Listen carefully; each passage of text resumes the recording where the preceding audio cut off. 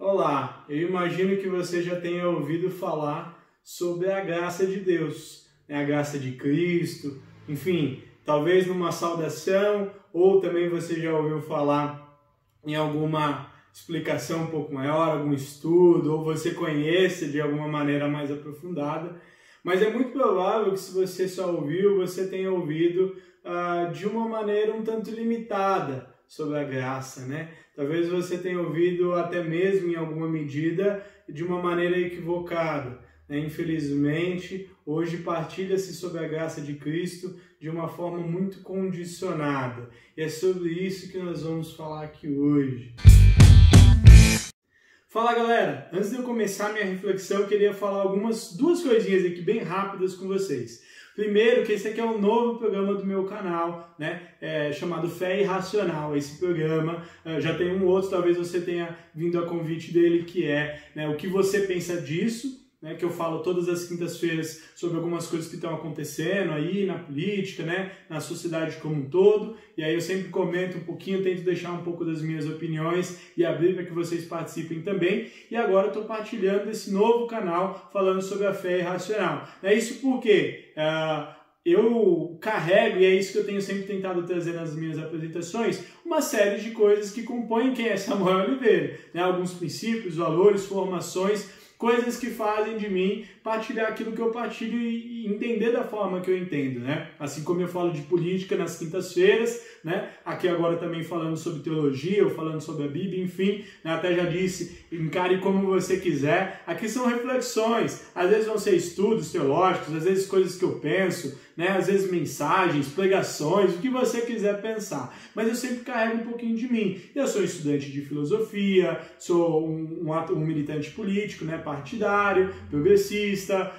e também sou um cristão evangélico. E é por isso que eu carrego um pouco dessas coisas para cada programa que eu estiver falando, ou na minha vida como um todo, né? Quando eu estou partilhando um pouquinho das minhas opiniões. E por fim, só para explicar, né, o nome desse programa aqui, Fé Irracional, eu acho que até é uma coisa muito simples de se explicar. E talvez você esteja um pouco ou não gostando desse assunto, né, desse nome, Fé Irracional, esteja aí um pouco bravo de eu estar falando um pouquinho disso, ou então talvez você esteja achando que eu estou cometendo um pleonasmo aqui, né? E se você estiver pensando isso, saiba que eu estou repetindo de alguma forma, saiba que não, e eu explico para quem não tiver entendido o que eu estou dizendo. A fé, gente, ele é algo que transcende o pensamento humano, não cabe dentro da racionalidade. A racionalidade humana, ela conduz a coisas muito importantes, a ciência, enfim, as nossas vidas, mas a fé está além disso. A fé coloca para a gente o que é inexplicável, o que a razão humana não alcança. Isso não significa que a gente é um bando de louco, de lunático, né? Não é isso. É que a gente tem uma certeza nas coisas que não se veem, mas que se esperam, né? E a fé, ela provoca esse sentimento que ultrapassa os limites da razão humana. Você vai entender um pouco mais se você continuar acompanhando esse programa aqui no meu canal, a partir das coisas que eu vou falar. Então, vamos lá!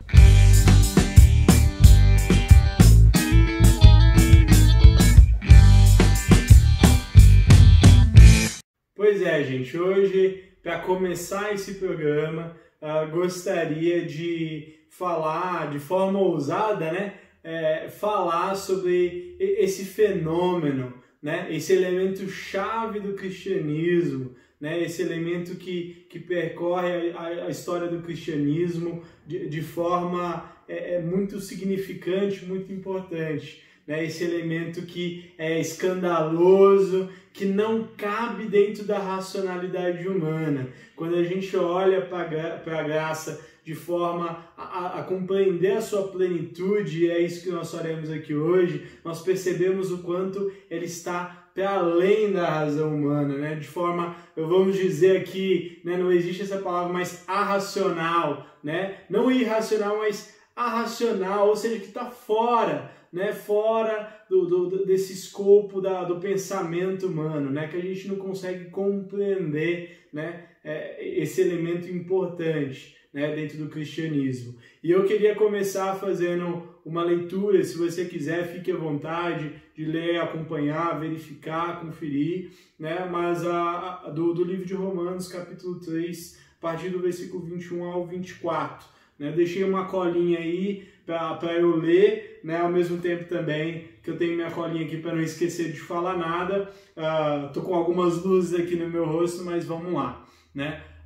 Em Romanos 3, 21 diz assim: mas agora se manifestou sem a lei a justiça de Deus, tendo o testemunho da lei e dos profetas, isto é, a justiça de Deus pela fé em Jesus Cristo, para todos e sobre todos os que creem. Porque não há diferença, porque todos pecaram e destituídos estão da glória de Deus, sendo justificados gratuitamente pela sua graça, pela redenção que há em Cristo Jesus. Olha que texto maravilhoso, né? Que a graça de Deus, né? E que a condução do Espírito Santo possa nos acompanhar ao longo dessa reflexão.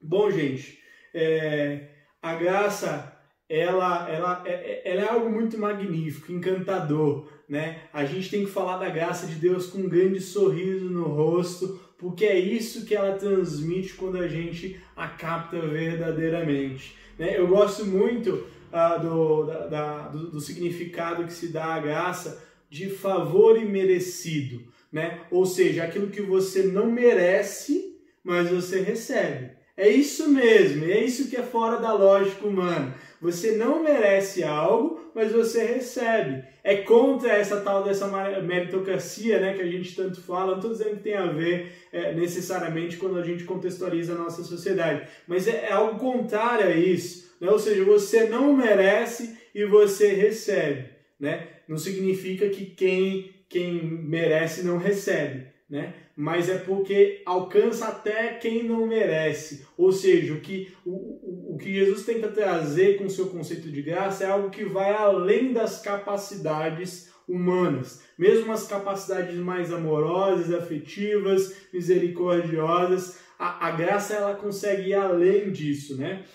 Então é algo incondicional, né? É um dom gratuito de Deus, ou seja, você não paga, mas você recebe, né? Ou seja, você não compra a graça, é algo que é doado, né? E algo que é incondicional, né? Uma coisa que a gente tenta, que infelizmente às vezes tentam esconder esse elemento da graça, e nós vamos falar por quê, mas é porque ela é algo incondicional, né? É um favor imerecido, é você não merecer e receber incondicionalmente. E isso daqui é sensacional quando a gente começa a compreender a graça a partir desse novo paradigma, né, que eu estou tentando aqui apresentar para vocês. Um novo paradigma, não, um verdadeiro paradigma, né? É novo porque nos é escondido isso daqui ao longo da nossa trajetória, né, de fé, infelizmente, e a ideia é que a gente possa refletir sobre isso, né?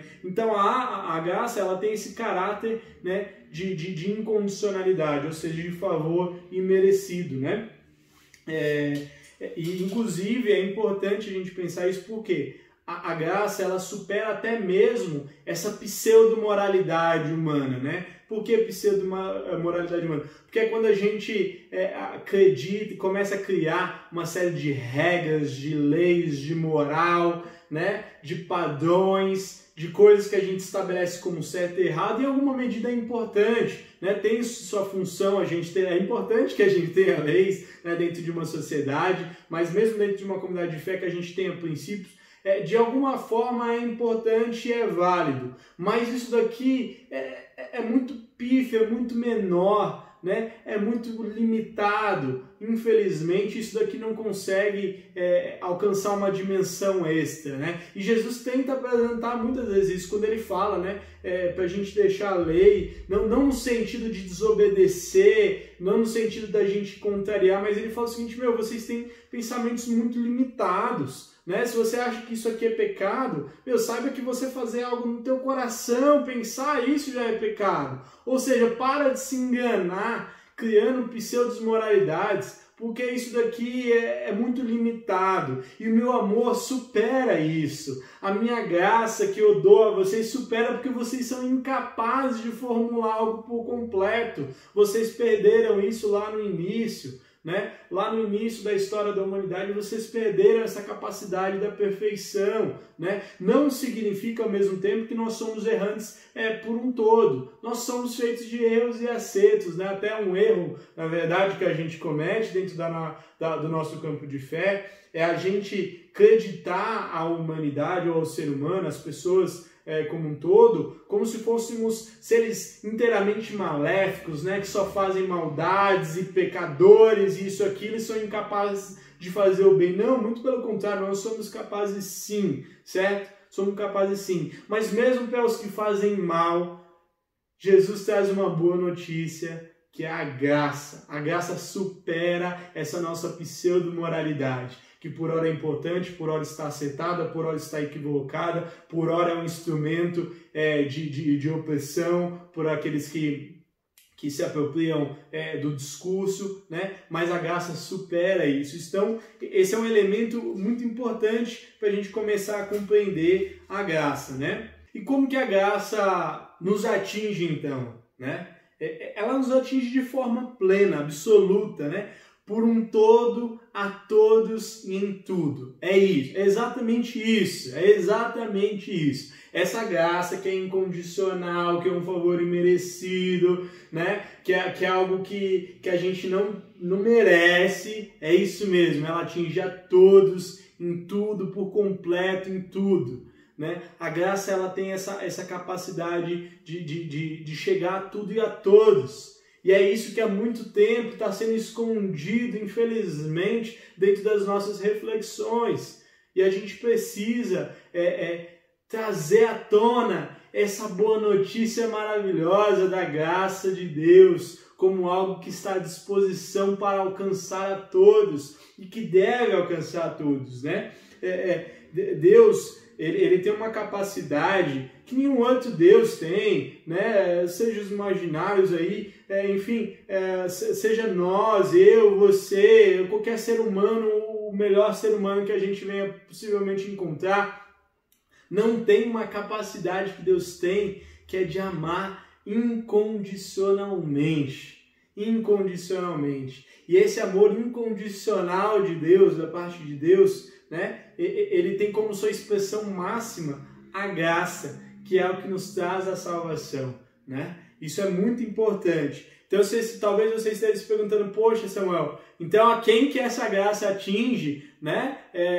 Como que é isso? Então, como que a gente pode obter essa graça? Porque ela está parecendo algo maravilhoso. E é isso mesmo, ela atinge a todo mundo. E aí eu leio mais um texto aqui, esse em Tito, né, capítulo 2, versículo 11, onde diz assim: porque a graça de Deus se há manifestado, trazendo salvação a todos. A todos. A todos. Samuel, é a todos que creem, é a todos que professam a fé em Jesus, é a todos que se arrependem, é a todos que pedem perdão. É a quem? A todos? A todos. A todos.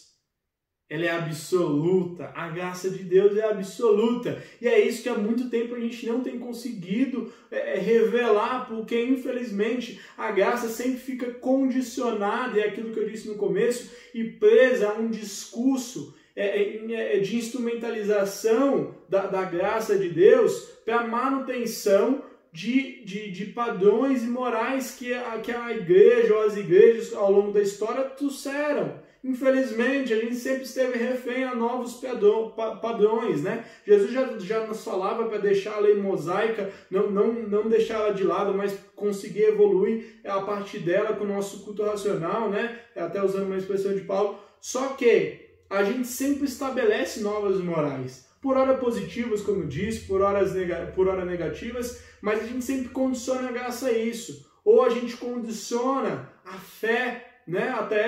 E aí talvez a gente entre em alguns conflitos teologicamente com muita gente. E aí eu, inclusive, aproveito essa deixa aqui para partilhar algo que foi muito importante para essa minha compreensão acerca da graça, né?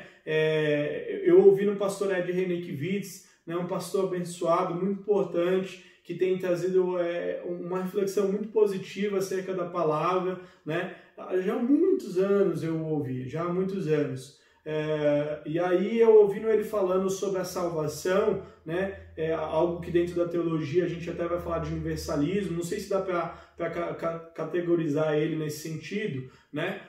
Mas enfim, ele falando sobre a salvação ser para todos, e muita gente o questionou, falando de textos da Bíblia, porque tem que ser salvo pela fé ou pelas obras, né? Ou seja, até os apóstolos tinham divergência, não é algo que está consolidado ali na Bíblia, você tem ainda alguns conflitos, pela fé e a obra tem que ser uma manifestação da fé, enfim. Mas eu estou aqui para dizer uma coisa que o Ed naquela vez disse, arrumou briga teologicamente falando, né? E eu não tenho como não dizer e partilhar desse bem maravilhoso que Cristo nos deixou, que a graça é para todos, para todos. Jesus não está preocupado com você se você faz isso ou aquilo, se você arrependeu ou não arrependeu, porque a graça é isso, ela extrapola a nossa lógica de justiça. Samuel, mas a pessoa precisa se arrepender, senão ela vai para o céu sem se arrepender. Sim! Sim! Porque a graça tem a capacidade de alcançar de forma imerecida a gente que condiciona a graça a um resultado de uma ação de misericórdia. Não! A graça... um resultado de misericórdia, uma ação de misericórdia que eu quero dizer, de arrependimento, né? De quando a gente pede perdão e aí sim a gente recebe. Não é o dom pago, é o dom gratuito de Deus, que está à disposição para alcançar todos e todas. Né? O Ed usava uma expressão interessante nessa pregação, ele até falava: eu não consigo conceber no meu coração um inferno cheio e um céu vazio. Porque pela nossa lógica que a gente tem há muito tempo pregado, o céu vai estar vazio, o inferno vai estar cheio. Porque nem todo mundo vai ter fé, nem todo mundo vai se arrepender, nem todo mundo vai ter boas ações. E Jesus não olhou para o bandido na cruz e falou: se arrependa para que eu te leve para o céu. Não, ele falou: ainda hoje estarás comigo no paraíso. Certo? E Jesus foi até o inferno para buscar mais gente. Porque a graça de Deus alcança todo mundo. Todo mundo.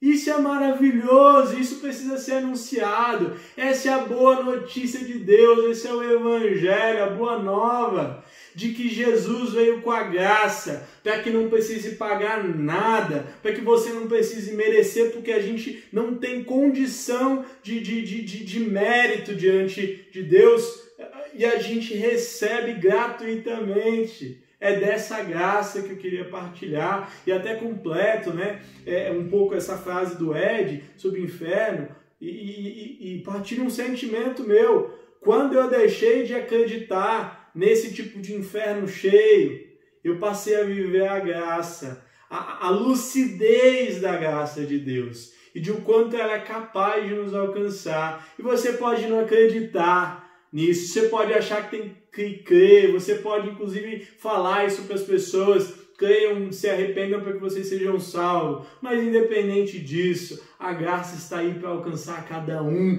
e ela extrapola a lógica e o pensamento humano que limita a graça a uma condição, e ela não tem condição, ela é amor puro, incondicional. E isso daqui é maravilhoso, a gente precisa compreender. É muito importante. Eu às vezes, quando falo disso, procuro me imaginar no céu ali, né? Quando tudo acabar, a gente ainda não sabe muito bem como vai ser, né? Mas a gente chegar ali e de repente aquela filona de gente para entrar, ou aquela galera tudo junta, e Jesus olhando para cada um, né? E todo mundo apreensivo, e agora chegou a hora, vou entrar, não vou entrar? E aí Jesus, quando chama um por um, cada um vem, e Jesus olha para aquele indivíduo ali, aquele infeliz, né? E aí Jesus o pega pela manga, assim, pela gola da camiseta, levanta e fala, seu traste, você errou, você pecou, você não merece,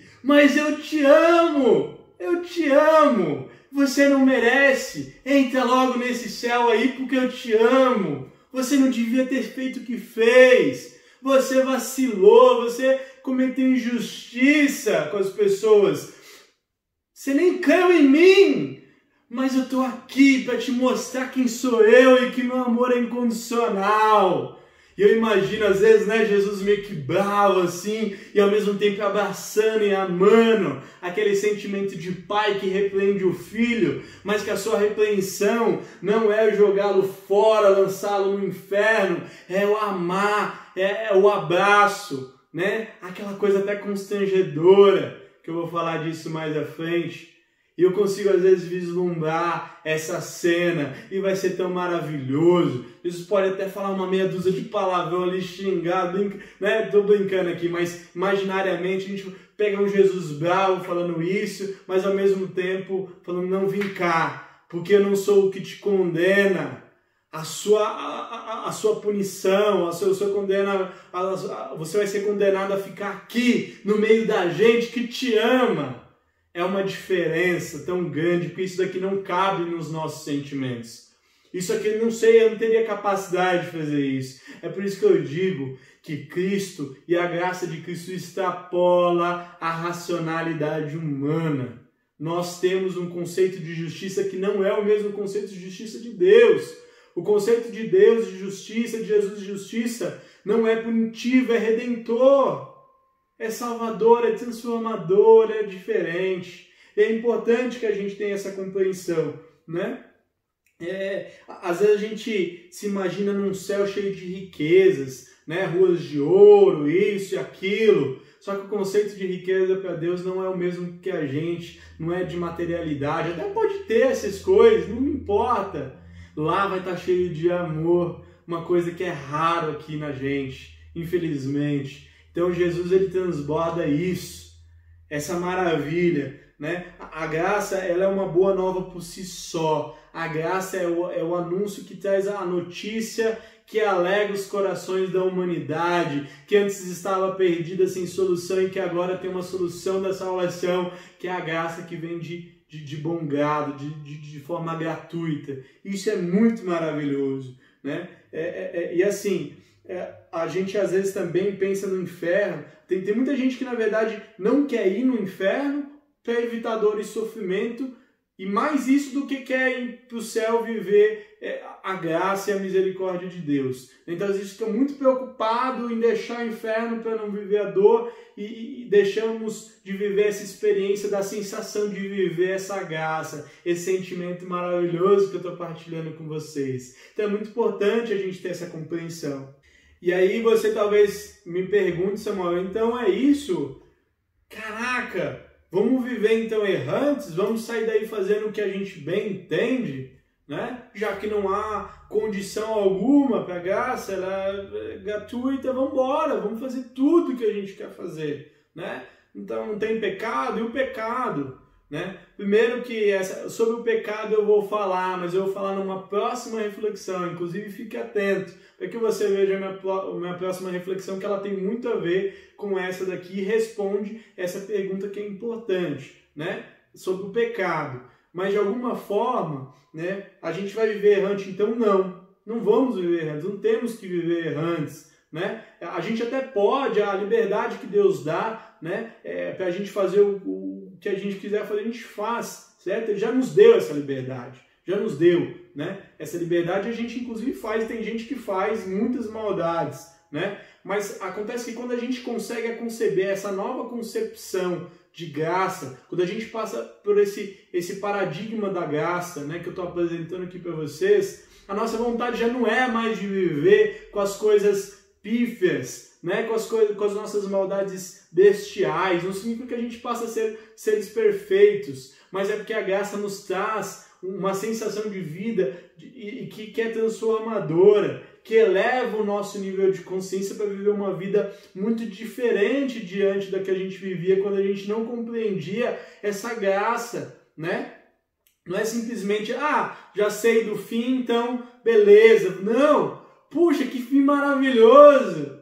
Então vamos por aquele fim, vamos caminhar em busca dele e vamos partilhar isso com as pessoas, vamos dar esse spoiler, vamos falar para todo mundo o que vai ser, que não vai estragar a nossa experiência, muito pelo contrário, nós vamos contar esse final, nós vamos contar para as pessoas aqui veio nosso Senhor Jesus para anunciar essa boa nova. Isso aqui é muito importante, né? E aí a gente se pergunta diante disso, né? Poxa, e essa galera do mal, né? Essa galera que verdadeiramente faz o mal, porque a tendência é que quem tem uma fé mais crítica, né? Hoje tem um campo importante, e eu acho que nesse canal eu dialogo muito com essas pessoas, né? A gente tem uma tendência a criar as nossas bolhas, né? A gente fala, pô, isso que vocês estão falando aí, essa moralidade de vocês aí, não é pecado verdadeiramente, né? O que é errado é a gente fazer isso, cometer injustiça, oprimir o próximo, matar, isso, aquilo. E essa galera que faz isso? Será que eles vão alcançar essa graça? Exato. É isso mesmo. Talvez ainda não tenha entrado na cabeça, talvez você não queira aceitar e de alguma maneira é justo ou compreensível que você não aceite, mas a graça vai alcançar essa galera. Nós temos um erro que às vezes nas nossas novas moralidades, novos padrões que a gente estabelece, a gente sai condenando os outros. E é o que a igreja sempre faz. Avança aqui e condena esse aqui, tá? Mas calma, não, tem uma diferença. Isso não significa que a gente não tem que apontar os erros. O que for, tem coisas que são objetivas, você tirar a vida de alguém, né? Tem coisas que tem um princípio até que lógico, de alguma forma, e eu vou falar disso aqui na reflexão sobre o pecado, sobre aquelas coisas que não estão certas, que são do mal, né? E a gente tem que apontar, tem que coibir isso, mas não se condena, porque essas pessoas também vão ser merecedoras da graça de Deus, merecedora no sentido de que elas não merecem e por isso elas vão ganhar, porque a graça é isso, ela alcança essas pessoas também, não só elas e as pessoas boas, não, ela alcança aquelas também, e é esse o nível elevado que a graça tem, né? E que eu estou aqui repetindo muito, e é importante a gente ter essa compreensão, né? E aí a gente vai para uma nova pergunta, né? Sobre essa partilha da graça, né? Eu tendo a entender de que a graça ela desperta nos seres misericordiosos, né? Uma ação muito importante, né? Ou seja, quem tem uma predisposição para a misericórdia, para o amor, para uma vida do bem, né? De uma vida nova, de uma vida contra esse nosso contexto de ódio, a graça ela desperta na gente uma ação misericordiosa. Mas mesmo assim a gente tem, né, a dificuldade. Nós não conseguimos olhar para esse cara aqui que matou uma criança, né, e olhar para ele sem se comover. E é importante que a gente se comova. É muito importante. Isso significa que a gente se preocupa com a vida humana. Isso aqui é um resultado positivo, esse incômodo que gera, né? Mas, ao mesmo tempo, nós vamos agir de misericórdia para com essa pessoa. E a graça desperta na gente isso. Mas eu até tendo a entender de que Jesus não nos obriga de alguma maneira, né? Não é a intenção de Jesus nos obrigar a agir de graça com essa pessoa, certo? Nós não temos essa capacidade, nós temos uma limitação muito grande. Jesus pede que a gente tenha misericórdia, mas eu até consigo às vezes pensar de que Jesus compreende quando a gente não consegue agir dessa forma, nesse tipo de caso, porque é algo que mexe muito com o nosso coração, né? Eu até tenho um exemplo interessante nesse sentido, que inclusive eu ouvi do próprio Ed, né? Nesse conjunto de pregações que eu ouvi dele há alguns anos. Enfim, eu talvez peque aqui em não lembrar com detalhes a história, tá? Me perdoem por isso, mas vou tentar. A base dela eu lembro que era muito significante. Mas ele conta sobre a história de uma mulher que lá na África, né, durante o regime do Apartheid, aliás, ao final do regime do Apartheid, mas que durante o apartheid ela teve o seu marido morto, né, na frente dela e dos filhos, na frente de casa, os filhos viram o marido morto, né, ser assassinado. E aí, quando passou o apartheid, né, uma comissão lá de justiça pôde averiguar alguns crimes que ocorreram, e aí acharam quem matou o marido dela, e num ato de justiça, as pessoas competentes lá deram a ela a oportunidade de escolher qual seria a sentença que ela daria para o homem que matou o marido dela na frente dos filhos. E aí, fique com essa pergunta para você, se põe no lugar dela, imagine-se no lugar dela e qual seria a sentença que você daria? E aí é nesse sentido que eu acredito que às vezes Jesus até compreende algumas coisas, porque nos fere de uma magnitude. Mas essa mulher, ela teve uma ação, assim, digna de quem compreendeu ou que foi atingido por essa graça maravilhosa. Porque ela fez algo que nem eu sei se eu teria coragem de fazer, ou se eu teria esse mesmo nível, mas ela desejou que, como, né, ato de justiça, de punição, julgamento ali, condenação, esse homem pudesse ir jantar todos os dias na casa dela, na mesa dela com os filhos, para que ele soubesse que ela o perdoa. É muito louco isso, né? Talvez você esteja irritado ouvindo isso. Muita gente fica quando eu falo. Porque você diz, como que pode? Não dá, e eu não tenho que me submeter a isso. Calma, eu não estou pedindo para que você faça as mesmas coisas. Se possível, sim. Quando a gente compreende essa graça, a gente tem uma tendência natural a querer partilhar desse sentimento de misericórdia. Mas às vezes a gente não consegue, porque a gente é movido pela racionalidade humana, pelo sentimento humano, e não pelo sentimento divino. Mas isso é uma demonstração prática da possibilidade da gente viver e partilhar, né, de algo que uma mínima parte daquilo que Jesus partilha conosco. E isso é muito importante. Eu gosto muito sempre de lembrar dessa história, né? Mas enfim,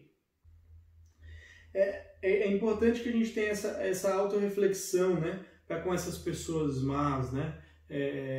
Para que a gente não se torne aquela velha história, né, do oprimido virando opressor, para que a gente não faça isso, que a gente tenha essa autorreflexão para aqueles, vamos dizer, nossos inimigos, né, que a gente, se possível, eu acho que a graça ela desperta esse sentimento de partilha da misericórdia, né, isso é muito importante. E aí talvez, se na nossa limitação humana a gente ainda deseje a alguém algum tipo de punição por algo que fez, porque a gente não consegue simplesmente não punir, a gente tem essa dificuldade, né? Mesmo os mais misericordiosos, mas que se for uma pessoa de bom coração desejar alguém alguma coisa porque fez algo, que a gente deseje no máximo o arrependimento. Isso mesmo, que a punição dessa pessoa seja ela se arrepender. E mais à frente eu vou dizer sobre o arrependimento, né? E aí você vai entender por que talvez seja uma punição, né, de alguma forma, né? Enfim, né? A misericórdia, ela tem uma diferença da graça, né? É importante a gente pontuar isso. A misericórdia, que é o máximo que talvez a gente consiga partilhar dela, a gente não tem condição de agir de graça para com as pessoas, certo? A gente age de misericórdia. E existe uma distinção que a gente pode refletir. A misericórdia, ela é passível de juízo, né? Ela é passível de decisão. A gente decide ter misericórdia, né? A gente atribui um juízo para ver se a gente vai agir de misericórdia ou não. A graça não. Ela é incondicional. Jesus não olha para a gente e julga se vai nos doar a salvação ou não. Ele doa. É dessa forma mesmo. É deliberado, a graça é deliberada, né? Ela é um mar de imensidão, né? Que a gente mergulha, a gente se afoga. Até tem a música, vou citar mais adiante também, né? Ele Me Ama, do Livres para Adorar, Juliano Som. Enfim, a gente fica mergulhado. Então tem essa diferença. Nós partilhamos da misericórdia, né, que é passível das nossas limitações, mas a graça de Deus não tem nenhuma limitação, né? E aí, caminhando para os finalmente, né, quais são as sensações que essa graça então causa na gente? Além dessa sensação maravilhosa, né, de saber que nos dá sorriso no rosto e nos deixa contente, felizes, né, agraciados, né, agraciados. Mas enfim, a graça, ela não é só esse sentimento romântico, né? Ela não é só essa coisa que a gente que se encanta. Ela tem sua contrapartida, né? Mas calma, tenha calma, você vai compreender qual que é a contrapartida, né? Ela é importante também, é necessária, porque a graça, ela, além desse sentimento maravilhoso que a gente sente, né? De ser amado, né? De estar nos braços de um Deus que nos ama incondicionalmente, que compreende, não que aceita, mas que apaga a nossa inumanidade, né? A graça, ela também tem que nos causar um sentimento de inquietação, né? Um sentimento de autocrítica, né? De inconformidade. Tem e causa. Quando a gente compreende a graça, né? Primeiro a gente se encanta, mas depois a gente começa a pensar e aí a gente começa a se inquietar, porque a gente fala, caraca, meu, é isso, né? Deus me ama e olha o tanto de coisa que eu faço, cara.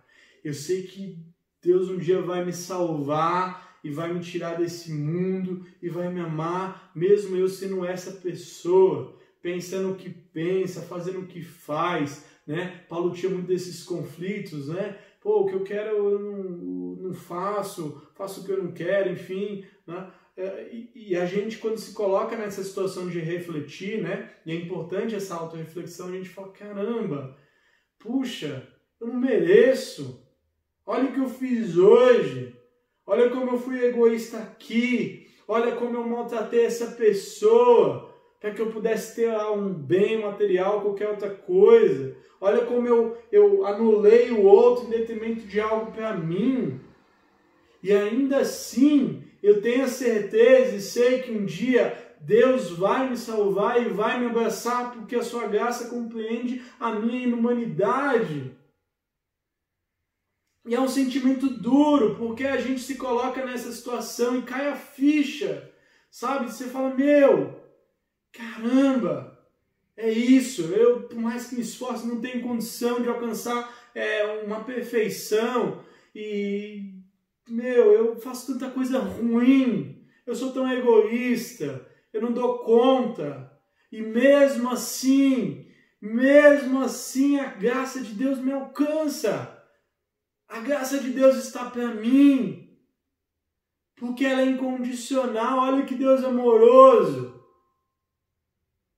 E aí a gente se incomoda com isso, mas não é algo que nos faz nos sentir menor, que nos oprime, é algo só que nos constrange. É algo que nos inconforma do como Deus pode ser tão maravilhoso para nós.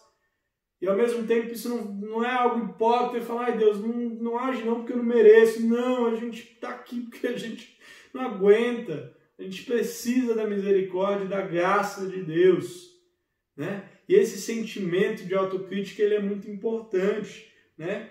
Ele não tem um fim em si só, né? O fim desse sentimento que a gente tem de inconformidade, ele tem como consequência o constrangimento, né? Não o constrangimento da vergonha, daquela vergonha que a gente tem de ficar envergonhado, timidez, não. É o constrangimento dessa nova consciência. É quando a gente atinge um nível de consciência que a gente compreende toda essa realidade, de como a gente sendo o que é, mesmo assim, Deus nos ama incondicionalmente. Isso é muito importante, né? E aí, claro que isso também gera algo que é muito significante dentro da fé cristã, né? E é automático esse processo. Quando a gente tem essa nova compreensão de graça, não estou falando que é algo que acontece para todo mundo na vida, eu estou dizendo, quando a gente para refletir, essa reflexão, eu quero que ela provoque isso. né? Quando você compreende a graça a partir do que eu estou tentando dizer aqui, né? E que eu acho que foi o que Cristo tentou nos deixar, quando a gente compreende isso, isso gera algo que é importante para a nossa fé, que é o arrependimento, né? O arrependimento.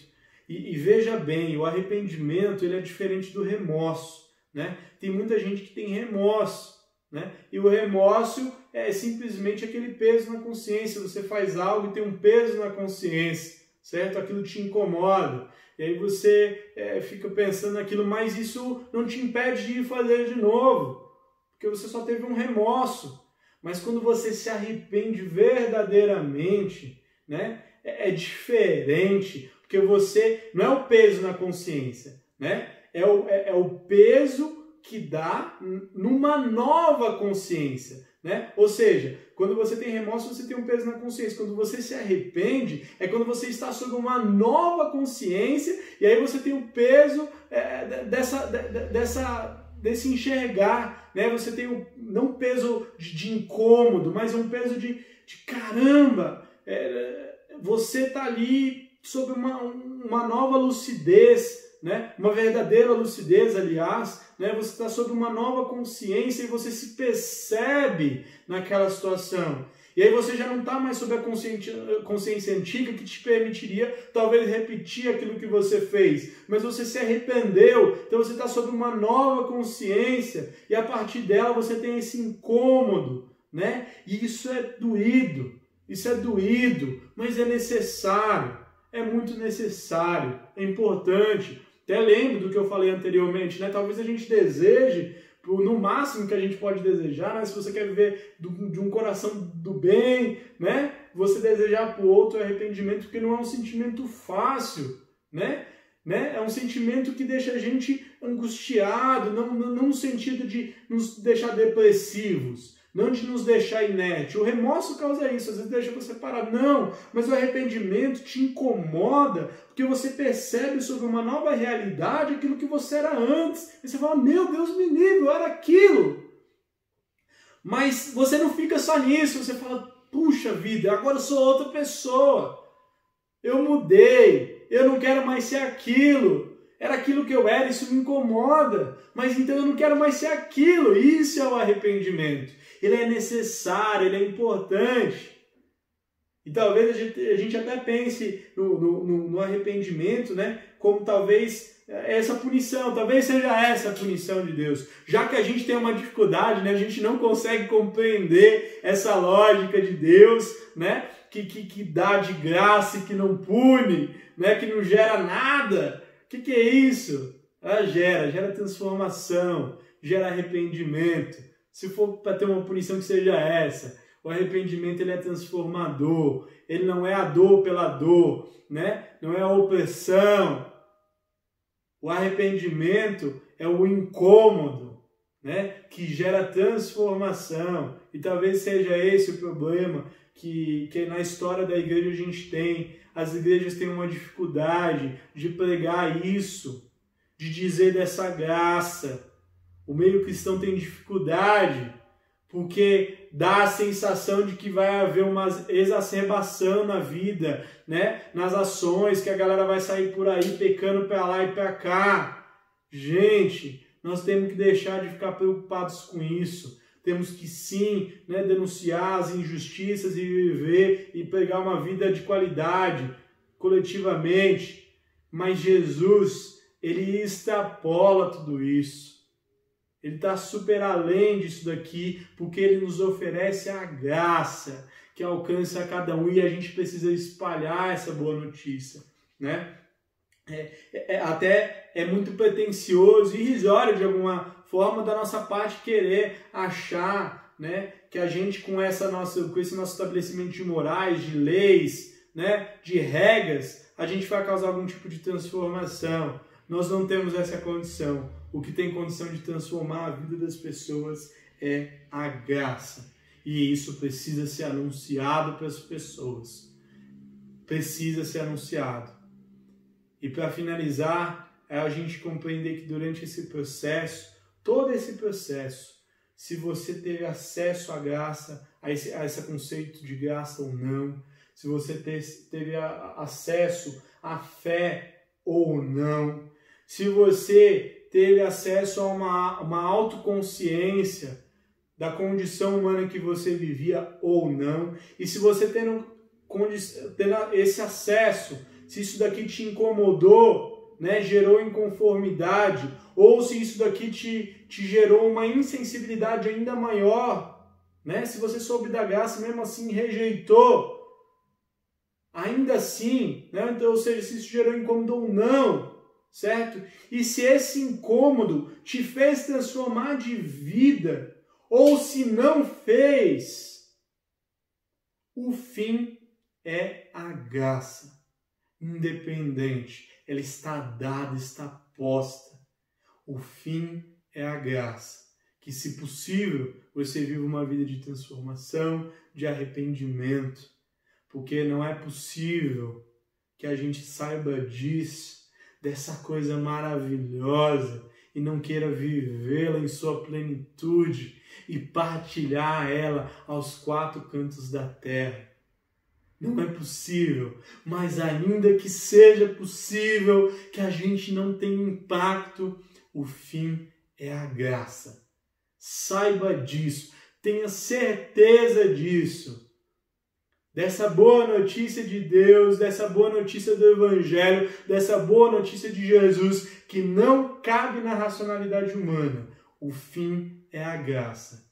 E a minha oração não é para que a graça de Deus venha sobre nós, mas para que ela permaneça. Nós não somos nada sem ela, e por isso nós dependemos, e por isso ela já está sobre nós. E é por ela que nós estamos.